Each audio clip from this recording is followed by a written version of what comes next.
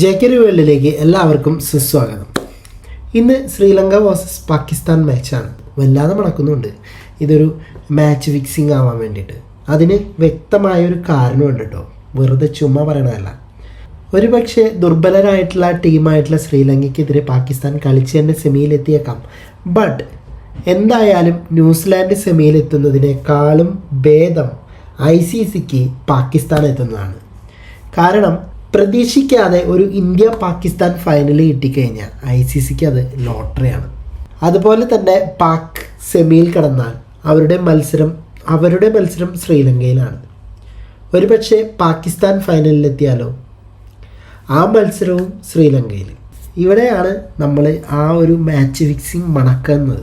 നമുക്ക് മനസ്സിലാവുന്നുണ്ടോ? അപ്പോൾ ഏഷ്യയിലത്തെ ടീം ഒരാൾ ശ്രീലങ്കയിൽ, ഇപ്പോൾ ന്യൂസിലാൻഡ് ഇംഗ്ലണ്ട് അല്ലെങ്കിൽ New Zealand South Africa match semi നടക്കുന്നതിനേക്കാളും ആൾക്കാർ കാണാനുണ്ടാവുക പാകിസ്ഥാൻ സൗത്ത് ആഫ്രിക്ക മാച്ച് കാണാനായിരിക്കും, അല്ലേ? ആണ്.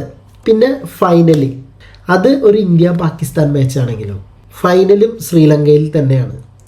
ഇന്ത്യ ന്യൂസിലാൻഡ് എന്നതിനേക്കാളും ഉപരി കാണികൾ കൂടുതൽ കിട്ടാൻ സാധ്യത ഇന്ത്യ പാകിസ്ഥാൻ മാച്ചിനാണ്. നോക്കുകയാണെന്ന് വെച്ച് കഴിഞ്ഞാൽ നാളത്തെ ഒരു മത്സരം നന്നായി കളിച്ചതുകൊണ്ട് ശ്രീലങ്കയ്ക്ക് പ്രത്യേകിച്ച് ഗുണവും ഉണ്ടാവാൻ പോകുന്നില്ല. പക്ഷേ ഒന്ന് കണ്ണടച്ചാൽ നേടാൻ അവർക്ക് പലതുമുണ്ട് ശ്രീലങ്കയ്ക്ക്.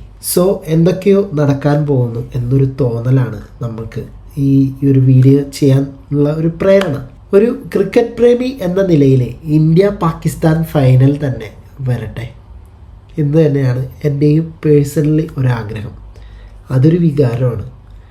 ICC India versus Pakistan final കൊണ്ടുവരാൻ ശ്രമിക്കുമോ അതോ ഫൈനൽ ഇന്ത്യയിൽ വെച്ച് നടത്താൻ ശ്രമിക്കുമോ എന്ന് കണ്ടറിയണം.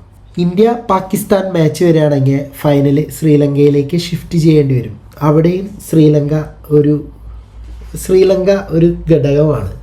സോ അവർ നാളെ മാച്ച് ഫിക്സിങ് വെക്കുമോ ഇല്ലയോ എന്ന് കണ്ടറിയാം. എന്തായാലും അതൊരു ശ്രീലങ്കയ്ക്ക് വലിയൊരു ആശ്വാസമായിരിക്കും. ഇപ്പം ഞാനൊരു കാര്യം പറയട്ടെ, മറ്റേത് ടീമിനെ തോൽപ്പിച്ച് കപ്പെടുക്കുന്നതിനേക്കാളും നമുക്ക് കിട്ടുന്നൊരു ഊർജം പാകിസ്ഥാനെ തോൽപ്പിച്ച് ഇന്ത്യ കപ്പെടുക്കുമ്പോഴാണ്. അതൊരു വികാരം തന്നെയാണ്. സോ ഇതിൽ നിങ്ങളുടെ അഭിപ്രായങ്ങൾ എന്താണെങ്കിലും താഴെ കമൻറ്റ് ബോക്സിൽ രേഖപ്പെടുത്തണം. പോയി വരാം അടുത്തൊരു വീഡിയോ ആയിട്ട്.